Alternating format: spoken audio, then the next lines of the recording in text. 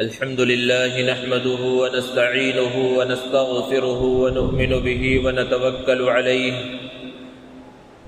ونعوذ بالله من شرور أنفسنا ومن سيئات أعمالنا من يهد الله فلا مضل له ومن يضلل فلا هادي له ونشهد أن لا إله إلا الله وحده لا شريك له ونشهد أن سيدنا ومولانا محمدا عبده ورسوله صلى الله تعالى عليه وعلى آله وأصحابه وبارك وسلم تسليما كثيرا كثيرا. أما بعد، فقد قال الله تعالى في القرآن المجيد والفرقان الحميد: فأعوذ بالله من الشيطان الرجيم، بسم الله الرحمن الرحيم: والفجر وليال عشر والشفع والوتر والليل إذا يسر هل في ذلك قسم لذي حجر. صدق اللہ العظیم. معزز سامعین کرام، بزرگوں اور دوستوں، اللہ تبارک و تعالی نے بعض چیزوں کو بعض پر فضیلت عطا فرمائی ہے. انبیاء کرام علیہم السلام کی تعداد بے شمار ہے، اور ان میں بھی اللہ رب العزت نے فرق مراتب کو رکھا ہے. قرآن میں اللہ نے بیان فرمایا: تلک الرسل فضلنا بعضهم علی بعض، کہ پیغمبروں کے درمیان ہم نے بعض کو بعض پر فضیلت عطا فرمائی ہے. اسی طرح کچھ مہینوں کو، کچھ ایام کو اور کچھ راتوں کو اللہ رب العزت نے دیگر مہینوں پر، دیگر ایام پر اور دیگر راتوں پر فضیلت عطا فرمائی ہے. ان فضیلت والے ایام میں عشرہ ذی الحجہ بھی ہے. 2-3 دن کے بعد ذی الحجہ کا مبارک اور محترم مہینہ شروع ہو جائے گا، اور اس کے شروع کے جو 10 دن ہیں جسے عشرہ ذی الحجہ کہا جاتا ہے، ان کی بہت فضیلت قرآن مجید کے اندر اور احادیث مبارکہ کے اندر وارد ہوئی ہے. اس کی فضیلت کے لیے صرف اتنا ہی کافی ہے کہ اللہ رب العزت نے اس کا تذکرہ قرآن مجید میں کیا ہے. اللہ تبارک و تعالی نے بیان فرمایا: والفجر ولیال عشر، قسم ہے فجر کے وقت کی اور قسم ہے 10 راتوں کی. مفسرین بیان فرماتے ہیں کہ یہاں اللہ رب العزت نے جو 10 راتوں کی قسم کھائی ہے، ان 10 راتوں سے ذی الحجہ کی شروع کی 10 راتیں مراد ہے. کسی چیز کی اہمیت کو بتلانے کے واسطے قسم کھانے کی ضرورت نہیں ہے اللہ رب العزت کو، لیکن اللہ تبارک و تعالی قرآن مجید کے اندر مختلف مقامات پر مختلف چیزوں کی قسمیں کھاتے ہیں. آپ قرآن پڑھیں تو پتہ چلے گا کہ الگ الگ مقامات پر اللہ نے الگ الگ چیزوں کی قسمیں کھائی ہیں. جس چیز کی قسم اللہ نے کھا لی اس کا مقام اور مرتبہ بلند ہو جاتا ہے. تو یہاں 10 راتوں کی، ذی الحجہ کی 10 راتوں کی اللہ نے قسم کھائی، اس سے اس کا مقام اور مرتبہ بلند ہو گیا. آگے اللہ نے بیان فرمایا: والشفع والوتر، قسم ہے شفع کی یعنی جفت کی، اور قسم ہے طاق کی. مفسرین بیان فرماتے ہیں کہ شفع یعنی جفت عدد سے مراد عید الاضحیٰ کا دن ہے، یوم النحر ہے، اللہ نے اس دن کی قسم کھائی. اور وتر یعنی طاق عدد سے مراد 9 ذی الحجہ عرفہ کا دن ہے، اس دن کی اللہ رب العزت نے قسم کھائی ہے. تو قرآن مجید کے اندر اللہ رب العزت نے اس کا تذکرہ کیا، اس سے اس کی اہمیت کا اور عظمت کا پتہ چلتا ہے. اور ہم غور کریں تو پتہ چلے گا کہ عظمتوں اور فضیلتوں کا ایک سلسلہ جو رمضان المبارک سے شروع ہوا تھا، وہ چلتے چلتے ذی الحجہ کے مہینے تک پہنچ جاتا ہے. اللہ رب العزت نے عبادتوں کے درمیان ایک عجیب قسم کی ترتیب رکھی ہے کہ پہلے رمضان کا مبارک مہینہ لائیں، اور اس میں اسلام کے ایک اہم رکن روزوں کی فرضیت، اس کو مسلمان ادا کرتے ہیں. اور جیسے ہی رمضان کے ایام ختم ہوتے ہیں، روزے ختم ہوتے ہیں، اگلے ہی دن سے یعنی 1 شوال سے ہی اسلام کے دوسرے اہم رکن حج کی تمہید شروع ہو جاتی ہے. حج اسلام کے ارکان میں سے ایک اہم رکن ہے، اور حج جو ادا کیا جاتا ہے وہ اصل ذی الحجہ کے مہینے میں ادا کیا جاتا ہے. چند ایام ہیں اس کے ادا کرنے کے واسطے، لیکن حج کے واسطے احرام باندھنا وہ 1 شوال سے ہی شروع ہو جاتا ہے اور جائز ہو جاتا ہے۔ پہلے زمانے میں جب سواریوں کا انتظام اس طرح نہیں تھا جس طرح آج ہے، اور تیز رفتار سواریاں نہیں تھی، اور لوگ دنیا کے کونے کونے سے اور چپے چپے سے حج کے لیے تو جاتے ہی تھے، تو وہ کئی مہینے پہلے ہی سفر کو شروع کرتے تھے اور پھر عین وقت پر وہ مکۃ المکرمہ پہنچتے تھے۔ تو 1 شوال سے پہلے حج کا احرام باندھنا درست نہیں، لیکن جیسے ہی 1 شوال ہو جائے تو شوال کے مہینے سے ہی حج کا احرام شروع ہو جاتا ہے اور حج کا احرام باندھنا جائز ہو جاتا ہے۔ تو حج کے یہ 3 مہینے شوال، ذی القعدہ اور ذی الحجہ کے شروع کے 10 دن۔ اس اعتبار سے بھی عشرہ ذی الحجہ فضیلت کا حامل ہے کہ ان ایام کے اندر حج جیسی اہم عبادت کو ادا کیا جاتا ہے۔ عام حالات جب تھے اور حالات درست تھے، یہ ایام وہ ہوتے تھے کہ لوگ حج کے لیے روانہ ہو رہے ہوتے تھے، لوگ حاجیوں کو الوداع کر رہے ہوتے تھے، لوگوں کے دلوں کے اندر تڑپ ہوتی تھی، خواہش ہوتی تھی، اور عاشقانہ انداز میں بیت اللہ شریف کی طرف دنیا کے کونے کونے اور چپے چپے سے رواں دواں ہوتے تھے۔ وہ سمندروں کو عبور کر کے اور پہاڑوں کو اور صحراؤں کو عبور کر کے مکۃ المکرمہ پہنچنے کی کوشش کرتے تھے اور لوگ پہنچتے تھے، لیکن 2 سالوں سے حالات درست نہیں ہیں اور حج باہر والوں کے واسطے بند ہے، عمرے کی اجازت نہیں ہے۔ ایسے حالات میں ہماری ذمہ داری اور زیادہ بڑھ جاتی ہے کہ ہم اللہ کی طرف رجوع کریں اور اللہ سے دعا کریں کہ اللہ رب العزت حالات کو درست فرمائے اور مسلمان آسانی کے ساتھ، اطمینان اور سکون کے ساتھ حج اور عمرے کو انجام دے سکے۔ حج اصل میں کیا تھا؟ حج ایک عاشقانہ عبادت ہے کہ ایک سیدھا سادہ مسلمان عمدہ لباس کے اندر ملبوس ہے، شیروانی پہنے ہوا ہے، کوٹ پینٹ میں ہے، کرتے پیجامے میں ہے، جبے قبے کے اندر ہے، پگڑی ہے اس کے سر پر، ٹوپی ہے، ہیٹ ہے، جوتا ہے اور عمدہ قسم کی چپل ہے، لیکن جب اس کا ارادہ ہوتا ہے کہ وہ جائے عمرے کے واسطے، وہ جائے حج کے واسطے، تو اب پھر حکم ہوتا ہے کہ اپنے انداز کو بدل ڈالو، چاہے جتنا بڑا ہو، دنیاوی اعتبار سے، دین کے اعتبار سے، چاہے محدث ہو، مفسر ہو، مفتی ہو، ڈاکٹر ہو، انجینئر ہو، صدر ہو، وزیر اعظم ہو، کوئی بھی اس راستے پر اگر جا رہا ہے، اللہ کے دربار کی طرف اگر جانا چاہتا ہے، تو حکم ہوتا ہے بھئی یہ شیروانی نکال دو، یہ کوٹ پینٹ نکال دو، یہ عمدہ قسم کا کرتا پائجامہ نکال دو، یہ اپنے جبے کو نکال دو، اور سر سے یہ عمامہ بھی اتار دو، اس ٹوپی کو بھی اتار دو، اور عمدہ قسم کے جوتے اور عمدہ قسم کی جو بڑی چپلیں پہن رکھی ہے اس کو بھی اتار دو، اور جس طرح ایک مردے کو کفن دیا جاتا ہے 2 کپڑوں میں، سادہ کپڑوں میں، بغیر سلے ہوئے کپڑوں میں، ویسی 2 چادریں اپنے اوپر ڈال لو اور عاشقانہ انداز میں بیت اللہ کی جانب روانہ ہو جاؤ، اللہ کے نام کو بلند کرتے ہوئے کہ لبیک اللہم لبیک لبیک لا شریک لک لبیک ان الحمد والنعمت لک والملک لا شریک لک۔ تو اللہ کی بڑائی بیان کرتے ہوئے ایک انسان سب کچھ چھوڑ چھاڑ کر اللہ کے دربار میں پہنچ جاتا ہے، اور پھر وہاں بیت اللہ شریف میں پہنچ گیا، پھر اس کے دل کی جو کیفیت ہوتی ہے کعبۃ اللہ کو اپنے نظروں کے سامنے دیکھ کر وہ وہی شخص بیان کر سکتا ہے جس نے اس منظر کو دیکھا، اور جو گئے ہیں وہ اس کیفیت کو سمجھ سکتے ہیں۔ اور پھر اس کے بعد مختلف طرح کے جو امور ہیں وہ انجام دیے جاتے ہیں، عمرہ کرنا ہوتا ہے تو عمرہ کرتا ہے، اور حج کرنا ہوتا ہے تو حج کو مکمل کرتا ہے۔ غرض یہ کہ ایک عاشقانہ عبادت ہے، ایک عاشقانہ انداز ہوتا ہے۔ اگر ایک سوال سادہ سا کیا جائے کہ بھئی حج اصل میں کیا ہے، تو لوگ تو حج کے بہت سارے فلسفے بیان کرتے ہیں کہ حج جو ہے ایک انٹرنیشنل قسم کی عبادت ہے، اور اس پر پھر طرح طرح کے حاشیے چڑھائے جاتے ہیں، لیکن اصل میں ایک عاشق کی نگاہ سے دیکھا جائے تو حج کیا ہے؟ حج نام ہے حضرت ابراہیم علیہ السلام کی چند اداؤں کا، حج نام ہے حضرت اسماعیل علیہ السلام کی چند وفاؤں کا، حج نام ہے حضرت ابراہیم اور حضرت اسماعیل علیہ السلام کی چند دعاؤں کا۔ یہی ادائیں، یہی وفائیں، یہی دعائیں حج بن گئی۔ جب کعبۃ اللہ شریف کی تعمیر سے حضرت ابراہیم علیہ السلام فارغ ہوئے، اللہ رب العزت نے حکم دیا وَأَذِّنُوا فِي النَّاسِ بِالْحَجِّ، لوگوں میں حج کا اعلان کر دیجئے۔ آپ کے پاس پیدل بھی، سوار بھی، دنیا کے کونے کونے اور چپے چپے سے لوگ آئیں گے، آپ حج کا اعلان کیجئے۔ حضرت ابراہیم علیہ السلام نے فرمایا پروردگار میں اگر یہاں اعلان کروں گا تو میری آواز کتنی ہے؟ زیادہ سے زیادہ یہ مکہ میں رہنے والے اور یہاں جو قبیلہ جرہم آباد ہوا ہے یہ لوگ سنیں کہ میری آواز کہاں تک پہنچے گی؟ اللہ رب العزت نے بیان فرمایا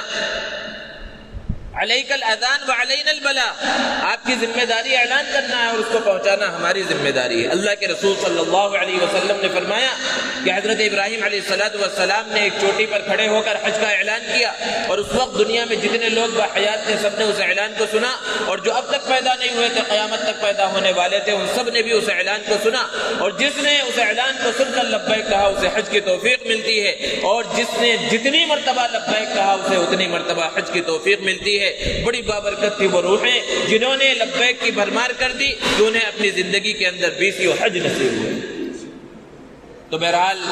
یہ ایک اہم رکن ہے جو ان ایام کے اندر ادا کیا جاتا ہے، اس سے ان ایام کی عظمت اور اہمیت کا پتہ چلتا ہے۔ یہ جو عشرہ ذی الحجہ ہے اس کا جو مقام اور مرتبہ ہے وہ اسی وجہ سے بہت زیادہ بڑھا ہوا ہے کہ ایام ایسے ہیں کہ دو عبادتیں ان ایام کے اندر ایسی ادا کی جاتی ہیں کہ وہ عبادتیں دیگر ایام میں ادا ہی نہیں ہو سکتی۔ ان عبادتوں میں سے ایک عبادت وہ تو حج کی عبادت ہے، دوسری عبادتوں کا حال کیا ہے کہ نماز ہے، روزہ ہے، زکوٰۃ ہے، کہ انسان 5 وقت کی نماز انسان کے اوپر فرض ہے، لیکن نفلی نماز جتنا چاہے جہاں چاہے وہ پڑھ سکتا ہے۔ روزہ سال میں 1 مرتبہ 1 مہینے کا رکھنا فرض ہے، لیکن نفلی روزے انسان جب چاہے رکھ سکتا ہے، جہاں چاہے رکھ سکتا ہے۔ زکوٰۃ سال میں 1 مرتبہ دینا فرض ہے، لیکن نفلی صدقہ خیرات جب چاہے جتنا چاہے نکال سکتا ہے۔ لیکن حج ایک ایسی عبادت ہے کہ وہ خاص انہی ایام میں ہی ادا کی جاتی ہے، اور حج صرف فرض ہے۔ کوئی حج نفل بھی ادا کرنا چاہے تو بھی اس کے لیے ان ایام کا آنا ضروری ہے اور اس مقام کے اوپر پہنچنا ضروری ہے۔ کسی دوسرے مقام پر حج ادا نہیں ہو سکتا، دوسرے ایام کے اندر حج ادا نہیں ہو سکتا۔ تو ان ایام کی یہ عظمت اور فضیلت ہے۔ اور دوسری عبادت ہے قربانی، جس کو مسلمان انشاءاللہ بڑے جوش و خروش کے ساتھ 10 ذی الحجہ اور 11 اور 12 ذی الحجہ کو ادا کریں گے۔ تو وہ قربانی کی عبادت بھی ایسی عبادت ہے کہ وہ صرف انہی ایام میں ہی ادا کی جا سکتی ہے۔ نفلی قربانی دراصل کچھ نہیں ہے، قربانی واجب ہوتی ہے جو انسان کو ادا کرنا ہے، اور نفلی قربانی بھی کچھ کرنا چاہ رہا ہے وہ بھی انہی ایام میں ہوگی۔ ہاں کوئی جانور صدقہ کرنا چاہے، جانور جب چاہے ذبح کر دے اور اس کے گوشت کو تقسیم کر دے بطور صدقہ، اس کی گنجائش ہے، لیکن یہ قربانی نہیں ہے۔ وہ قربانی کے نام کے جو جانور ذبح ہوتا ہے وہ انہی ایام میں، اسی مہینے کے اندر، اسی عشرے کے اندر ہی وہ ہوگا۔ تو اس سے بھی ان ایام کی عظمت اور اہمیت کا پتہ چلتا ہے۔ اللہ کے رسول صلی اللہ علیہ وسلم نے ارشاد فرمایا کہ عشرہ ذی الحجہ کے اندر، ذی الحجہ کے شروع کے 10 دنوں کے اندر اللہ رب العزت کو عبادت جتنا پسند ہے کسی اور دن کے اندر اتنی زیادہ عبادت پسند نہیں ہے۔ صحابہ نے پوچھا اللہ کے رسول کیا دوسرے ایام میں اگر کوئی شخص جہاد کر رہا ہو، وہ جہاد کے اندر شامل ہو، تو کیا اس جہاد سے بھی بڑا مقام و مرتبہ ان 10 ایام کے اندر عبادت کرنا ہے؟ اللہ کے رسول صلی اللہ علیہ وسلم نے بیان فرمایا کہ جہاد سے بھی زیادہ افضل عبادت ان 10 دنوں میں عبادت کرنا ہے۔ ہاں اس مجاہد کا مقام و مرتبہ ضرور بڑھا ہوا ہے جو اللہ کے راستے میں جہاد کے واسطے نکلا اور اس نے شہادت کے مرتبے کو پا لیا، اپنی جان کا نذرانہ اللہ کے دربار میں پیش کر دیا، تو اس کا مرتبہ تو بہرحال بڑھا ہوا ہے، لیکن اس کے علاوہ سب سے زیادہ پسند اللہ کو ذی الحجہ کے شروع کے 10 دنوں میں عبادت کرنا ہے۔ ذرا ہم غور کریں، اپنا محاسبہ کریں کہ اللہ کے رسول صلی اللہ علیہ وسلم نے اتنی عظمت بیان فرمائی۔ رمضان کی بھی عظمت ہے اور بہت زیادہ عظمت ہے، اور ہر مسلمان کو معلوم ہے اور ضرور معلوم ہونا چاہیے، اور ان عظمتوں اور فضیلتوں کو حاصل کرنے کی فکر اور کوشش ہونی چاہیے۔ لیکن ذی الحجہ کے شروع کے جو 10 دن ہیں، عشرہ ذی الحجہ کا جو مقام اور مرتبہ ہے، اور ان دنوں کے اندر عبادت کی جو اہمیت اور فضیلت ہے، پہلے تو زیادہ معلوم نہیں ہے، لیکن معلوم ہونے کے باوجود بھی ہمارے دلوں کے اندر وہ جذبہ، وہ کیفیت، وہ تڑپ پیدا نہیں ہوتی جو رمضان کے آنے سے ہوتی ہے۔ جبکہ ایک حدیث میں اللہ کے رسول صلی اللہ علیہ وسلم نے بیان فرمایا کہ عشرہ ذی الحجہ کے یعنی ذی الحجہ کے شروع کے 10 دنوں میں سے ہر دن کا روزہ 1 سال کے روزے کے برابر ہے، یعنی ایک دن روزہ رکھا جائے تو 1 سال کے روزوں کے برابر ہوگا۔ یہ شروع کے 9 دنوں کی بات ہے، کیونکہ جو 10واں دن ہوتا ہے وہ تو عید کا دن ہے، اور عید کے دن روزہ رکھنا حرام ہے۔ اور راتوں کے بارے میں اللہ کے رسول صلی اللہ علیہ وسلم نے بیان فرمایا اسی حدیث کے اندر کہ ہر شب کی عبادت، ہر رات کی عبادت شب قدر کی عبادت کے برابر ہے۔ اور شب قدر کا کیا مقام و مرتبہ ہے؟ لیلۃ القدر خیر من الف شہر، کہ شب قدر 1000 مہینوں سے بہتر ہے۔ اور شب قدر متعین نہیں ہے، رمضان کے آخری عشرے کے اندر ہے، ضروری نہیں کہ وہ مل جائے، لیکن اللہ کے رسول صلی اللہ علیہ وسلم نے بیان فرما دیا۔ پوری دنیا کی بات جھوٹی ہو سکتی ہے لیکن پیارے آقا محمد عربی صلی اللہ علیہ وسلم کی بات جھوٹی نہیں ہو سکتی۔ آپ صلی اللہ علیہ وسلم نے اتنی عظمت بیان فرما دی کہ ایک دن کا روزہ سال کے روزے کے برابر ہے، اور ایک رات کی عبادت شب قدر کی عبادت کے برابر ہے۔ کوئی ان 10 راتوں کے اندر عبادت کر لے تو کتنا بڑا مقام و مرتبہ حاصل ہو جائے گا، لیکن اس کی جانب ہماری توجہ نہیں ہے، وہ تڑپ نہیں ہے، وہ فکر نہیں ہے جو ہونی چاہیے۔ یہی وجہ ہے، اسی حدیث کی وجہ سے آپس میں علماء کے درمیان یہ اختلاف ہوا کہ رمضان کا جو آخری عشرہ ہے وہ زیادہ افضل ہے یا ذی الحجہ کا شروع کا جو عشرہ ہے وہ زیادہ افضل ہے۔ تو علماء نے بیان فرمایا کہ اگر دن کے اعتبار سے دیکھا جائے تو ذی الحجہ کے شروع کے 10 دن زیادہ افضل ہے، اور راتوں کے اعتبار سے دیکھا جائے تو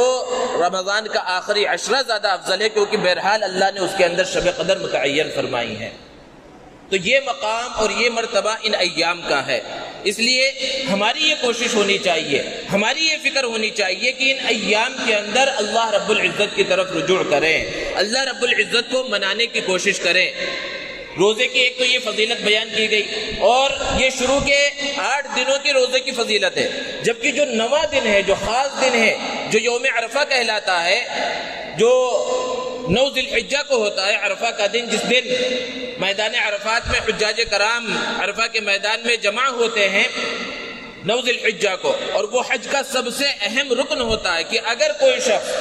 پورے سال وہاں موجود رہے لیکن 9 ذی الحجہ کو وہاں نہ پہنچ سکے تو اس کا حج ادا نہیں ہوگا۔ اس میدان عرفات کے اندر عرفہ کے دن لوگ وہاں جمع ہوتے ہیں، تو جو حجاج کرام ہیں ان کے واسطے وہ روزہ نہیں ہے، لیکن جو دنیا کے دوسرے خطوں کے اندر موجود ہیں ان کے بارے میں اللہ کے رسول صلی اللہ علیہ وسلم نے فضیلت بیان فرمائی کہ عرفہ کے دن کی روزے کی یہ فضیلت ہے کہ مجھے امید ہے کہ اس دن کے روزہ رکھنے کی وجہ سے اللہ رب العزت 1 سال اگلے اور 1 سال پچھلے گناہوں کو معاف فرما دیں گے۔ اتنا بڑا مقام و مرتبہ اللہ کے رسول صلی اللہ علیہ وسلم نے بیان فرمایا۔ بہرحال یہ جو گناہوں کی معافی کا تذکرہ ہے تو اس سے صغیرہ گناہ معاف ہوتے ہیں، اور جہاں تک کبیرہ گناہوں کی بات ہے تو کبیرہ گناہ وہ توبہ سے معاف ہوتے ہیں، اور کبیرہ گناہ جو حقوق اللہ سے متعلق ہے وہ تو توبہ سے معاف ہوتے ہیں، لیکن جو گناہ حقوق العباد سے متعلق ہیں وہ صرف توبہ سے معاف نہیں ہوتے، توبہ کے ساتھ ساتھ جس کا حق مارا ہے اس کا حق بھی ادا کرنا ضروری ہے۔ کسی کو تکلیف پہنچائی، کسی کے مال کو ہڑپ لیا، کسی کو کچھ کہا ہے تو اس سے معافی مانگنا، معافی تلافی کرنا، اور پھر اللہ کے دربار میں معافی مانگنا، تو اس سے وہ گناہ کبیرہ معاف ہوتا ہے۔ عرفہ کے دن کی اتنی عظمت اور اتنی فضیلت ہے، ایک یہودی عالم حضرت عمر فاروق رضی اللہ تعالیٰ عنہ کے پاس آیا، اس نے کہا کہ تمہارے قرآن مجید کے اندر ایک ایسی آیت ہے کہ وہ آیت اگر ہمارے نبی کے اوپر نازل ہوتی تو اس کے نزول کے دن کو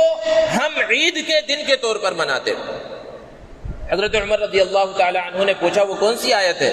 تو اس یہودی نے کہا اليوم اکملت لکم دینکم واتممت علیکم نعمتی ورضیت لکم الاسلام دینا، کہ جس آیت کریمہ میں اللہ رب العزت نے تکمیل ایمان کی خوشخبری سنائی ہے کہ آج میں نے تمہارے لیے دین اسلام کو کامل اور مکمل کر دیا ہے۔ ایسی تکمیل کی خوشخبری کسی اور مذہب والوں کو نہیں سنائی گئی کہ دین اسلام بالکل کامل اور مکمل ہو گیا۔ اللہ کے رسول صلی اللہ علیہ وسلم جب دنیا سے تشریف لے گئے تو کچھ کمی شریعت میں دین مطہرہ کے اندر باقی نہیں تھی، سب کچھ مکمل ہو چکا تھا۔ حضرت عمر فاروق رضی اللہ تعالی عنہ نے جواب دیا کہ یہ قرآن مجید کی آیت کریمہ کہاں نازل ہوئی، کس موقع پر نازل ہوئی مجھے اچھے سے معلوم ہے۔ یہ آیت کریمہ میدان عرفات میں عرفہ کے دن اللہ کے رسول صلی اللہ علیہ وسلم پر نازل ہوئی، اور مسلمانوں کے لیے عرفہ کا دن پہلے سے ہی عید کا دن ہے، ہمیں الگ سے کوئی عید منانے کی ضرورت نہیں ہے۔ غور کیجئے کہ لاکھوں کا مجمع ہوتا ہے میدان عرفات کے اندر اور سب کچھ چھوڑ چھاڑ کر وہ وہاں پر موجود ہوتے ہیں، حالانکہ کچھ نہیں ہے، وہ چٹیل میدان ہے، عام دنوں میں خالی ہوتا ہے، لوگ صرف زیارت کے واسطے وہاں پر جاتے ہیں، لیکن وہ پورا مجمع دھوپ کے اندر وہاں کھڑا ہوتا ہے، اللہ رب العزت کے سامنے کھڑا ہوتا ہے، اللہ سے مانگ رہا ہوتا ہے۔ مقصد کیا ہے؟ صرف اور صرف اللہ کے حکم کو پورا کرنا، کہ اللہ کا حکم آ گیا ہے، اللہ کے اس حکم کو پورا کرنا ہے، اللہ کو منانا ہے، اللہ کے سامنے رونا ہے، اللہ کے سامنے گڑ گڑانا ہے۔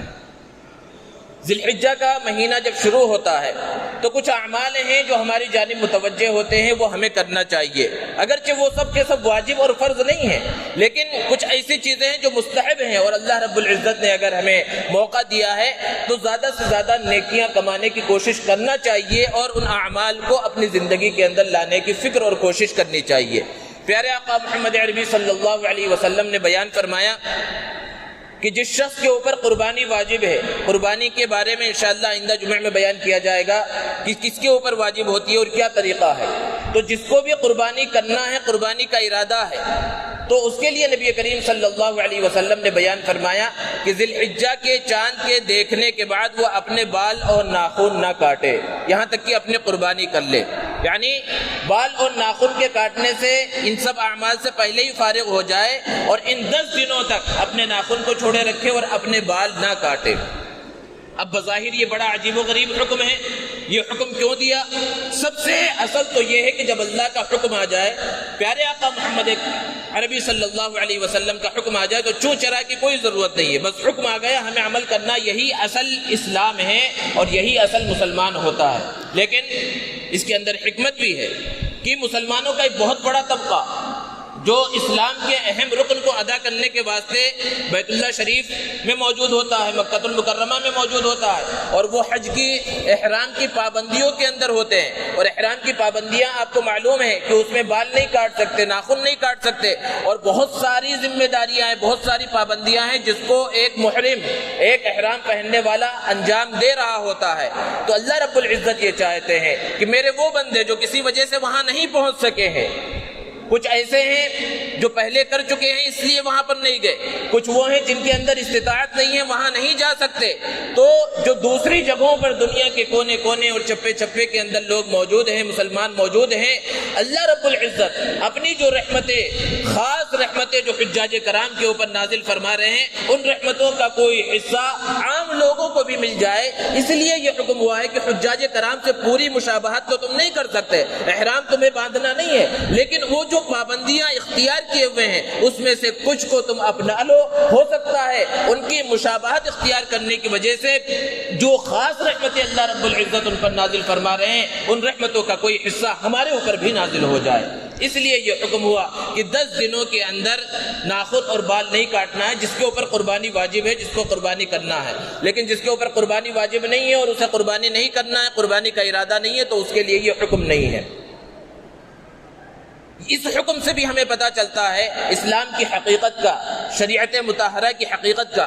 کہ دین اصل میں ہے کیا؟ دین اصل میں نام ہے اللہ کے حکم کو پورا کرنے کا، کہ اللہ کا حکم آ جائے، نبی کریم صلی اللہ علیہ وسلم کا طریقہ آ جائے تو آنکھ بند کر کے اس پر عمل کرنا ہے، اس میں چوں چرا نہیں کرنا ہے۔ حج کے واسطے حجاج کرام پہنچ جاتے ہیں، 9 ذی الحجہ کو عرفہ کے میدان میں انہیں پہنچنا، عرفات کے میدان میں پہنچنا ہوتا ہے یوم عرفہ کو،